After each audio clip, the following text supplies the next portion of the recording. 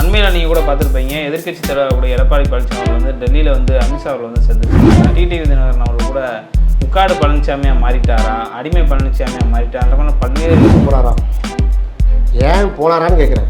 கேள்வி அதானே. அமித்ஷா பார்க்குறதுக்கு போக முன்னாடியே நான் யார் தெரியுமா, வீராதி வீரம் சூராதி சூரம் சுப்பையா தேவங்கிற அளவுக்கு பேசி முஸ்லீம்களை, நாட்டினுடைய குடிமக்கள் இருக்கக்கூடிய இஸ்லாமியர்களை அந்நியராக அகதிகராக ஆக்கக்கூடிய சட்டம் எந்த அளவுக்கு அதிமுகவை வந்து அடிமை சாசனத்தை கொண்டு நிறுத்தி விட்டார்.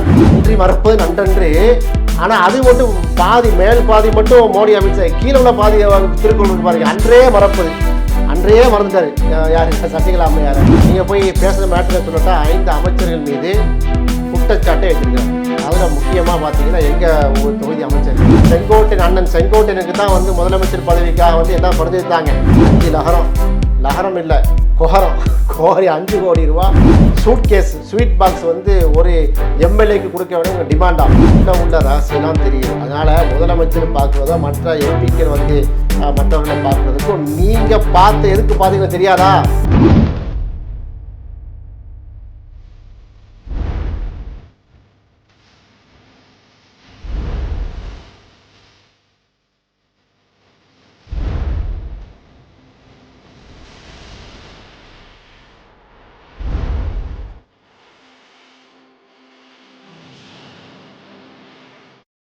சாகிப் டாக்ஸ் பார்வையாளருக்கு வணக்கம். இந்த நேர்காணலில் நாம் சந்திக்க இருக்கும் சிறப்பு விருந்தினர் வழக்கறிஞர் காயல் அகமது சைபோ சார். வணக்கம். வணக்கம்.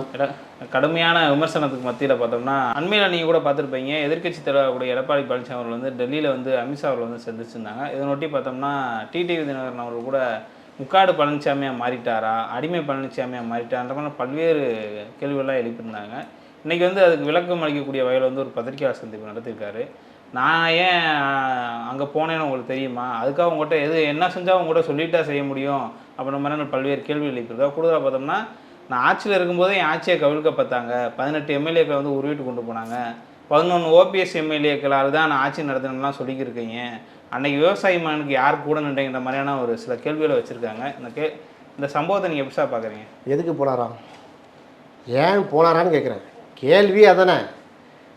உங்கள் அதிமுக கட்சிக்குள்ளே ஒரு பிரச்சனை இருக்குது என்று சொன்னால் அதுக்கு நீங்கள் தான் வந்து பொதுச் செயலாளர். செங்கோட்டையன் வந்து செப்டம்பர் மாதம் 15ஆம் தேதிக்குள் டிடிவி தினகரனை, அண்ணன் ஓபிஎஸ் அவர்களை, சசிகலா அம்மையார் அவர்களை கட்சியில் சேர்க்கணும், இல்லைன்னா நாங்கள் சேர்ப்போம் அப்படின்னு நிபந்தனை விதிக்கிறாரு.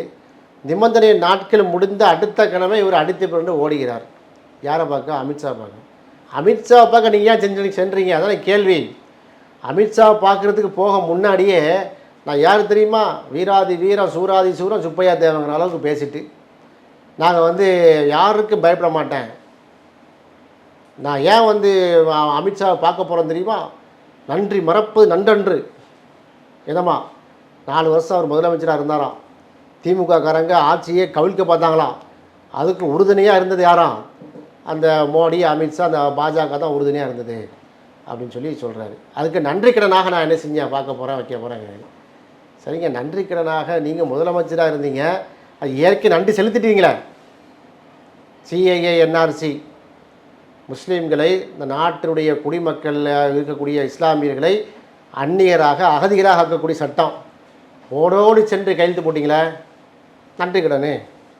அப்புறம் விவசாயம் மசோதா, திருத்த மசோதான்னு கொண்டு வந்து கார்ப்பரேட் கயவாளிகளுக்கு நாட்டுடைய விவசாயத்தையும் வந்து தாரை வார்க்கக்கூடிய ஒரு சட்டம். நான் விவசாயி மகன் அப்படின்னு சொல்லிக்கிட்டு இருக்க இந்த இபிஎஸ் வந்து அதுலேயுமே கையெழுத்து போட்டார். ஆர்டிக்கிள் 370 காஷ்மீருடைய சிறப்பு அந்தஸ்து நீக்கம், அதில் என்ன செஞ்சார், அந்த காஷ்மீருடைய அதுலேயும் போய் நன்றி கடனாக போய் என்ன பண்ணார், காஷ்மீர் மக்களுக்கு எதிராக போய் வாக்களித்தார். அப்புறம் காஷ்மீருடைய அந்த அசம்பிளியை, அந்த காஷ்மீருடைய அந்த இந்த அசம்பிளியை வந்து கலைக்கணும், அவங்களுடைய இதை வந்து மாநிலமாக இதை குறைக்கணும், அந்த வீரியத்தை குறைக்கணும் அப்படின்னு சட்டசபையை வந்து கலைக்கக்கூடிய தீர்மானத்தில் போய் என்ன செய்கிறாரு, கையெழுத்து போடுறாரு. உதய மின் திட்டம், ஜெயலலிதா அம்மையார் வந்து நிறுத்தி வைக்கப்பட்ட உதய மின் திட்டம், அந்த உதய மின் திட்டத்தில் கடைசி வரைக்கும் ஜெயலலிதா அம்மையார் கையெழுத்து போடவில்லை. ஏன்? 75% அந்த இதெல்லாம் எனக்கு முதல்ல காசை தான் எனக்கு நாங்கள் தமிழ்நாடு மின் மிகை மாநிலம் அப்படின்னு சொல்லி மோடியா லேடியான்னு சவால் மட்டும் விடலை, சட்டத்தை வந்து நிறைவேற்ற முடியாதுன்னு துணிஞ்சு நின்றா ஜெயலலிதா அம்மையார். இவர் போய் வந்து என்ன செய்தார், அதில் போய் கையெழுத்து போட்டு வர்றாரு. இதுதான் நன்றி கடனே. நன்றி கடன் என்பதை கரெக்டாக செய்து முடித்து விட்டார். எந்த அளவுக்கு குனியணுமோ குனிஞ்சு விட்டார். எந்த அளவுக்கு அதிமுகவை வந்து அடிமை சாசனத்தை கொண்டு நிறுத்தி விட்டார். நிறுத்தி தான் 4 வருஷம் ஆண்டார். இப்போ திரும்பியும் அம்சம் பார்க்க நீங்கள் ஆச்சரியாக இருக்கிறியா இல்லையே? இல்லை 4 ஆண்டுகளில் வந்து நாங்கள் கேட்ட திட்டங்களுக்கெல்லாம் வந்து ஒப்புதல் கொடுத்தாங்க, நிதியெல்லாம் கொடுத்தாங்க மாதிரி கருத்து சொல்கிறேன். சரி, உங்கள் ஆட்சியில் கொண்டு உங்களை வந்து முதலமைச்சராக அமர்த்தி வச்சவங்களை மீது நன்றி மறப்போது நன்றண்டு வரல. நான் கேட்குறேன், முதல்ல யாருக்கு நன்றி மறக்காமல் இருந்திருக்கணும்? சசிகலா அம்மையாருக்கு இருந்திருக்கணும். அவங்க தான் உங்களை வந்து முதலமைச்சராக உட்கார வைத்தார்கள். ஆனால் சசிகலா அம்மையார் அன்றே மறப்பது நன்று, அன்றைக்கே மறந்தார் கூவத்தோட. நன்றி மறப்பது நன்றன்று. ஆனால் அது மட்டும் பாதி, மேல் பாதி மட்டும் மோடி அமித்ஷா, கீழே உள்ள பாதி திருக்குறள் இருக்கு பாருங்க, அன்றே மறப்பது, அன்றையே மறந்துட்டார் யார், சசிகலா அம்மையாரை. நான் என்ன கேட்கிறேன், ஒன்றிய சர்க்காரோட இப்போ எப்படி இருக்காங்க? திமுக அரசு கெத்தோட இருக்காங்களா இல்லையா? சுப்ரீம் கோர்ட்டுக்கு போகிறாங்களா இல்லையா? ஆளுநர் ரவியை வச்சு குடைச்சல் கொடுக்குறாங்க. ஓடியா போகிறாரு வந்து முதலமைச்சர் போகிறார். எங்கே போகிறாரு? நேரடியாக பிரதமரை பார்க்க போகிறாரு. நான் இன்னென்ன தீர்மானங்களை எழுதியிருக்கிறேன், தமிழ்நாட்டுடைய கோரிக்கைக்காக செல்கிறேன்னு சொல்லிட்டு போகிறாரு. பத்திரிக்கையாளர் சந்திச்சுட்டு போகிறாரு. முகத்தை கட்சி வச்சு மூடிட்டு போகலை. அங்கே எதை டாக்குமெண்ட்டாக கையில் கொடுக்குறாரோ முதலமைச்சர், அது வெளியே வருது முதலமைச்சர் கையெழுத்து போட்டதோட. இப்படி வந்து டிரான்ஸ்பரண்ட்டாக இருக்கு. அப்படியே நீங்கள் செஞ்சீங்க. நீங்கள் போய் பேசுகிற மேட்டரை சொல்லட்டா, 5 அமைச்சர்கள் மீது குற்றச்சாட்டை வைத்திருக்கிறார்கள். அதில் முக்கியமாக பார்த்தீங்கன்னா எங்கள் தொகுதி அமைச்சர் அனிதா ராதாகிருஷ்ணன், அவர் மீது நிறைய ஊழல் குற்றச்சாட்டு இருக்கிறது. அது வந்து நிலுவையில் இருக்குது, கேஸ் நடந்து கொண்டிருக்கிறது. அவரை எப்படியாவது உள்ளே கொண்டு போகணும் அப்படின்னு சொல்லி பிரத்யேகமாக பேரை சொல்லியிருக்கிறாரு. அப்புறம் பெரியசாமி, அவரை பற்றி அமைச்சர் பெரியசாமி அவரை பேசியிருக்கிறார். அமைச்சர் நேருவை பற்றி பேசியிருக்கிறார். இது எல்லாம் வந்து உள்ளுக்குள்ள தகவல் தானே. இப்போ பத்திரிக்கை வெளியே வந்துச்சா இல்லையா? அப்போ நீங்கள் இபிஎஸ்ஐ சந்திக்க சென்றது உங்கள் கட்சியுடைய நெருக்கடிக்கு சால்வ் பண்ணுறதுக்கு அங்கே போயிட்டாங்க. ஜெயலலிதா அம்மா இருக்கும் வரை அதிமுகவாக இருந்தது. ஜெயலலிதா மரணத்துக்கு பிறகு அமித்ஷா திமுக மாறிவிட்டது அப்படின்னு நாங்கள் சொல்லலை. நீங்கள் நடவடிக்கையில் காட்டி கொண்டிருக்கிறீர்கள். அப்போ எதுக்கு போனாருங்கிறது மாதிரி சொல்லணும்ல. இப்போ இன்றைக்கி பத்திரிகை பேட்டி நம்ம பார்த்தோம், அதுக்குள்ளே போவோம். முதல்ல எதற்கு நீங்கள் சென்றீங்க? அமித்ஷாவுக்கும் அதிமுகவுக்கும் என்ன சம்பந்தம், அதை சொல்லுங்கள். தமிழ்நாட்டில் பல்வேறு கட்சிகள் இருக்குது. இப்போ அடிக்கடி பார்த்தோம்னா விசிக தலைவர் திருமாவளவன், கம்யூனிஸ்ட் இயக்கங்கள்லாம் பார்த்தோம்னா முதலமைச்சர் சந்திக்கிறாங்க. முதலமைச்சர் கூட ராகுல் காந்தி சந்திக்கிறாங்க. ஏன் இந்த சந்திச்சைங்கிற மாதிரி யாராவது விவாதம் இருக்குன்னா சரியாக இருக்கும். அவங்க கூட்டணி கட்சி அதோட தலைவரை சந்திக்கிறாங்க. அந்த கேள்வியே வரக்கூடாத அளவுக்கு டிரான்ஸ்பரண்டாக இருக்கிறது. நான் தான் சொல்லி காட்டினேன், மோடியவே சந்திக்கிறது சொல்கிறேன். முதலமைச்சர் வந்து மோடியை சந்திக்கிறாருங்க, அவ்வளோ. நீங்கள் சொன்ன திருமாவளவன் அவர் போய் அமித்ஷா சந்திக்கிறார், மோடி நான் இந்த ஸ்டேட்மெண்ட் கொடுத்துருக்குறேன், இந்த பாருங்கள் பெட்டிஷனை போடுறாங்க. அது மாதிரி போட்டாங்களா? எதுக்காக சந்திச்சேங்கிறதே ஒரு மர்மமாக இருக்குதே. முகத்தை வந்து கரைச்சி போச்சு மூடினாரா தொடச்சா தெரியல. ஒரு அசல் எதுவும் வளைஞ்சிச்சா தொழில் நமக்கு தெரியவில்லை. நம்ம அண்ணன் இபிஎஸ் எடப்பாடியாரை வந்து நம்ம குறைச்சி மதிப்பிடவே இல்லை. ஜெயலலிதா அம்மையாருடைய வகுப்பறையில் கடைசி பெஞ்சிக்காரர், ரொம்ப திறமையான ஆள். ஒரு படி மேலே சொல்ல போனால் அன்றைக்கு வந்து கூவத்தூரில் அண்ணன் செங்கோட்டையனுக்கு தான் வந்து முதலமைச்சர் பதவிக்காக வந்து எல்லாம் பரிந்துரைத்தாங்க. ஆனால் இவர் என்ன சொன்னால் தெரியுமா? எல்லாத்துலேயும் முதல்ல கையெழுத்து வாங்குங்க, கடைசியாக என்ன வந்து பண்ணுங்க. சொன்னது யார்? டிடிவி. உள்ளோட ரகசியத்தெலாம் சொன்னார். டிடிவி தலைவராக சொன்ன ரகசியம் அது. அவர் முற்கூட்டியே எல்லாத்துலேயும் வந்து கையெழுத்து வாங்குங்க, என்னுடைய பேரை வந்து லாஸ்ட்டில் அறிவிங்க, முன்னாடியே என் பேரை அறிவிச்சிட்டிங்கன்னா இது மற்றவங்க எதிர்ப்பு தெரிவிச்சிடக்கூடாது அப்படின்லாம் சொன்னாராம். அது ஒரு பக்கம் இருக்கட்டும். 5 லகரம் இல்லை கோரம், 5 கோடி ரூபா சூட்கேஸ் ஸ்வீட் பாக்ஸ் வந்து ஒரு எம்எல்ஏக்கு கொடுக்க வேண்டிய உங்கள் டிமாண்டாக 122 பேருக்கு 1 மணி நேரத்தில் அண்ணன் எடப்பாடியார் கொடுத்தாரு. அப்படி கொடுத்தா வந்திருக்காரு. ஸோ அந்த விஷயத்துலலாம் சாணக்கியர், இதெல்லாம் நான் சொல்லலைங்க, என் கருத்து இல்லை. இது எல்லாம் அதிமுகக்காரங்க பெருமையாக சொல்கிறாங்க. சும்மையா வந்தார் அவர் வந்து 122 எம்எல்ஏக்கும் சூட்கேஸ் கொடுத்துருக்காரு 1 மணி நேரத்தில். அதனால தான் நம்ம கான்ட்ராக்டரு, அதாவது நம்ம கான்ட்ராக்டர் இபிஎஸ்ஸாக ஏதோ சொல்லுவாங்களே அந்த மாதிரியான பேர் வாங்கினார். இது வந்து செங்கோட்டையினால் முடியலை இப்படி சொல்லி தான் வந்திருக்கேன். உள்ள ரகசியெல்லாம் தெரியுது. அதனால் முதலமைச்சர் பார்க்குறதோ மற்ற எம்பிக்கள் வந்து மற்றவர்களை பார்க்குறதுக்கும் நீங்கள் பார்த்து எதுக்கு பார்த்தீங்கன்னா தெரியாதா? உங்கள் கட்சியில் நெருக்கடி வரும்போது வந்து அங்கே போய் சொல்லிவிட்டு பாருங்கள். இன்றைக்கி சந்திக்கிறார இந்த பத்திரிகையாளர் சந்திப்பில் சொல்கிறாரு, உள்கட்சி பிரச்சனையில் திரு அமித்ஷா அவர்கள் தலையிட மாட்டார்.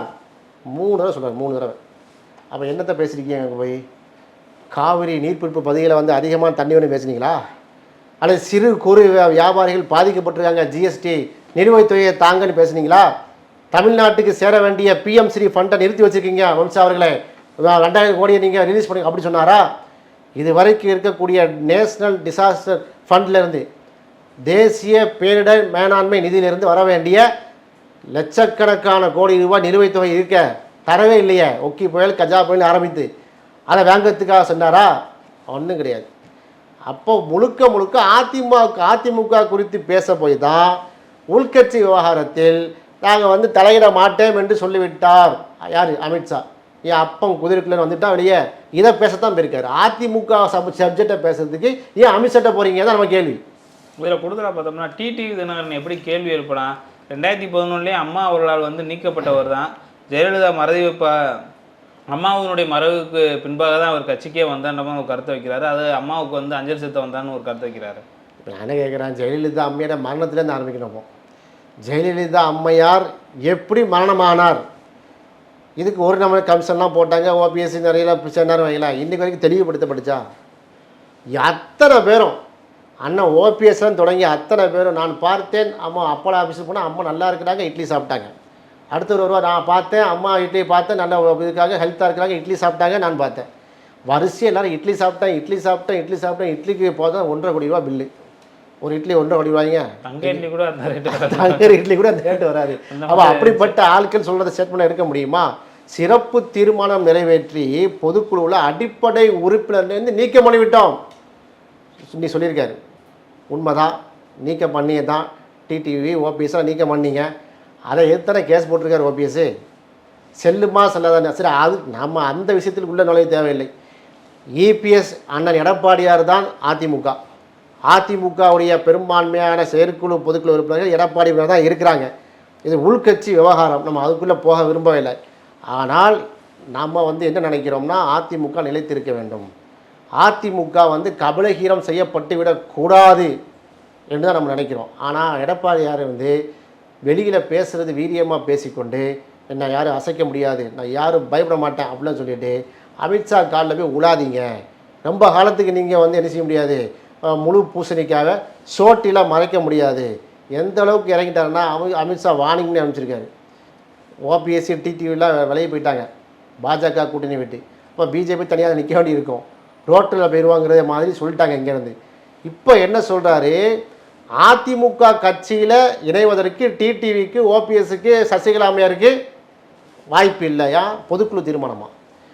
கட்சியில் இணையக்கூடாது, ஆனால் கூட்டணி என்டிஏ கூட்டணி இணைகிறதுக்கு அதுக்கு வந்து டிக் மார்க் அடிக்கிறாரு. அவர் பேச்சு அப்படி தான் தெரிகிறது. என்ன சொல்கிறாரு, நாங்கள் அதிமுக பிஜேபியுடைய என்டிஏ கூட்டணியில் இருந்தோம் சொல்கிறது. அதே போல் டிடிவி தினகரன் அவர்களும் என்டிஏ கூட்டணியில் இருந்தார். ஆனால் டிடிவி தினகரன் ஏன் என்டிஏ விட்டு வெளியே போனார் இப்படி கேட்குறாரு. அவர் தெளிவாக சொல்கிறார் ஏன் வெளியே போனார்னு. எடப்பாடி பழனிசாமியை நாங்கள் வந்து என்ன செய்ய முடியாது, இபிஎஸ்ஸை முதலமைச்சர் வேட்பாளராக நாங்கள் வந்து ஏற்றுக்கொள்ள முடியாதுன்னு சொல்லிட்டு தான் வெளியே போயிருக்காரு. அப்போ திரும்ப இந்த கேள்வியை வந்து கேட்குறது தப்பு இல்லை. உள்கட்சி பிரச்சனையில் அமித்ஷா தலையிட மாட்டார். சரி, இப்போ யாருக்கும் பயம் இல்லைன்னு சொல்லிட்டு ஏன் போனார்? திரும்ப அந்த கேள்வியை திரும்ப கேட்குறேன், எதுக்காக போனார் அதுக்கு தெளிவில்லை. அப்போ அதிமுக பிரச்சனைக்கு தான் போயிருக்கிறாரு. உடனே செந்தில் பாலாஜி டாபிக் எடுத்துட்டாங்க. கரூரில் திமுக உடைய முப்பது விழாவில் முதலமைச்சர் வந்து செந்தில் பாலாஜியை போல்றா இல்லையா? அதை வந்து என்ன செய்ய கவுண்டர் பண்ணுறார். செந்தில் பாலாஜி எப்படி தெரியுமா, இப்படிப்பட்டவர் அப்படிப்பட்டவர். கடந்த காலங்களில் அவர் அதிமுகவில் இருக்கும்போது முதலமைச்சராக இப்போ ஸ்டாலின் வந்து அவர் என்ன செய்வார், விமர்சனம் பண்ணுவார். அந்த காணொலியை எடுத்து போட்டு பார்த்தீங்கன்னா இப்படிப்பட்டவா என்ன சொல்கிறது. இப்போ நீங்களும் தான் வந்து சின்னம்மான்னு சொன்னீங்க சசிகலா அம்மாவை, எடப்பாடி தான் சின்னம்மா அப்படின்ட்டாங்க. ஒரு படிக்கு மேலே காலிலே விழுந்தார். கடைசியில் என்ன ஆகி போச்சு, சசிகலாவா யார் அவன்னு கேட்டார். இப்போ அந்த வீடியோ எடுத்து போடுவோமா? அரசியலில் இது போன்று வந்து எதிர்க்கட்சி நிலையில விமர்சனம் பண்ண தான் செய்வோம். இப்போ நம்ம மோடி அமித்ஷா வந்து அத்தனை விஷயம் சொல்லிட்டு இருக்கோம், ஊழல் பிரச்சாரம் சொல்லிட்டு இருக்கோம். இப்போ மோடி அமித்ஷா வந்து காங்கிரஸ் கட்சி சேரான்னு வச்சுக்கிறோம் பேச்சுக்காக வேண்டி. காங்கிரஸ் சேர மாட்டாங்க, சேர்க்கவும் மாட்டாங்க அவங்க. அந்த நம்ம மோடி அப்போ அமித்ஷா சொல்லிட்டு இருப்போமா? சரி ஏதோ செஞ்சு முடிச்சிட்டாங்க, இப்போ மனசு மாறிட்டாங்கன்னு சொல்லுவோம். அதே மாதிரி தானேங்க. அப்போ இந்த ஒரு விஷயம் கூட இல்லாமல் வந்து பேசி கொண்டிருக்கிறார். கடைசியில் பார்த்தீங்கன்னா எங்கே போய் நிற்க போகிறோம்னா இப்போ அடுத்த டிடிவி கிளம்புறாரு. இவர் என்னெல்லாம் பேசினாரோ அதுக்கு என்னது பதில் உரை மாதிரி கிளம்புகிறார். இது வந்து அதிமுகவுக்கு மீண்டும் பலவீனப்படுத்தும். ஏற்கனவே 23% ஆகி போயிட்டு ஜெயலலிதா அம்மையார் 46% கொண்டு வந்து நிப்பாட்டினாங்க. 39 எம்பியாக ஒன்று நிறுத்தினாங்க. 100 ஆண்டு காலத்துக்கு அதிமுகவை அழிக்க முடியாதுன்னு சொன்னாங்க. கழுத தெரிஞ்சு கற்றமாகி கிட்டத்தட்ட 11 தேர்தலில் தோல்வி தொடர்ச்சியாக. அப்போ அதிமுகவை வந்து நீங்கள் புனர்நிர்மாணம் செய்து மக்களுடைய நம்பிக்கையை பெற்று மீண்டும் 2 இடத்துக்கு வரத்துக்கே இப்போ கஷ்டப்படுதில்லை. அப்போ போதா கூடா நட்பு கேடாய் முடியும் இந்த அடிப்படையில் பாஜகவோடு நீங்கள் நட்புறவு கொண்டிருப்பது, பாஜகவோடு நீங்கள் கூட்டணியில் இருப்பது தமிழக மக்களுடைய அந்த ட்ரெண்டுக்கு பொருந்தாத கூட்டணி. அதான் தான் இவ்வளோ பிரச்சனை. திரும்ப திரும்ப சொல்லிட்டு இருக்கமா இல்லையா, பாஜக எப்படி உங்களை விட நெருக்கமாக சித்தாந்த ரீதியாக நெருக்கமாக உள்ளது சிவசேனா கட்சி. பால் தாக்கரே உருவாக்கின சிவசேனா கட்சி அவங்க இந்துத்துவாவுடைய அஜெண்டா தான். அந்த கட்சியே உடலை அவர் ஏக்நாத் சிண்டையை உருவாக்கி உத்தவ் தாக்கரே ராஜ் தாக்கரே 2 கூறாக பிரித்து அந்த கட்சியை கபலீகரம் செய்தார்கள். அப்போ இதெல்லாம் சொல்லிகிட்டே இருக்குமா இல்லையா? அப்போ இதனுடைய மொத்த வெளிப்பாடு தான் எடப்பாடியாரை வீக்னஸ் பண்ணி கட்சியை முழுமையாக டேக் ஓவர் பண்ணக்கூடிய வேலையை பாஜக செய்கிறது. அதை அவர் மேலேயே நின்று என்ன செய்கிறாரு, முலாம் பூசி அப்படி பண்ணி நான் யார் தெரியுமான்னு பேசிட்டு போயிருக்கிறாரு. இதெல்லாம் தமிழ்நாட்டு அரசியலில் கவைக்கு உதவாது. 2026 எதிர்கட்சியாக உட்காரத்துக்குள்ள வேலையில் யாரும் என்ன செய்யட்டும், அதிமுக எடப்பாடியும் பார்க்கட்டும். இங்கே கூட்டணி ரொம்ப ஸ்ட்ராங்காக இருக்குது. 2026 தமிழ்நாட்டில் மதச்சார்பற்ற முற்போக்கு கூட்டணி திமுக தலைமையில் அமைந்த இந்தியா கூட்டணி தான் மகத்தான வெற்றி பெறும்.